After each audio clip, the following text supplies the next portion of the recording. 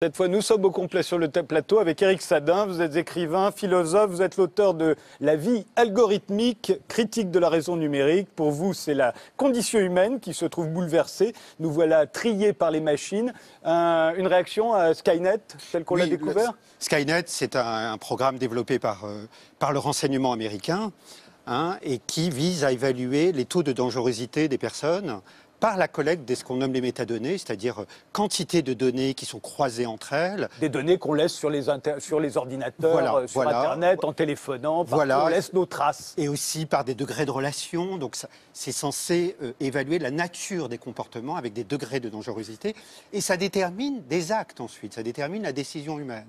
Or, ce qu'on ne dit pas, c'est que il y a des faux positifs, c'est-à-dire par exemple rapporté à la population du Pakistan, c'est plusieurs milliers de personnes. Oui, on l'a vu, tous ceux qui sont soupçonnés à tort d'être terroristes. Et parfois, il doit arriver qu'il y en ait quelques-uns qui soient exécutés. Voilà, mais quand on parle d'algorithme, il faut aussi saisir le régime de vérité qui est à l'œuvre. C'est-à-dire, c'est comme quelque chose de supposé infaillible, qui s'impose, qui détermine les actions.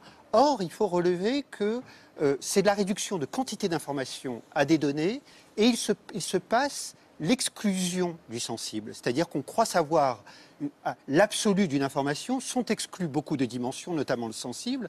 Donc le savoir algorithmique relève d'un réductionnisme. C'est ce qui me semble important de dire peut-être d'entrée.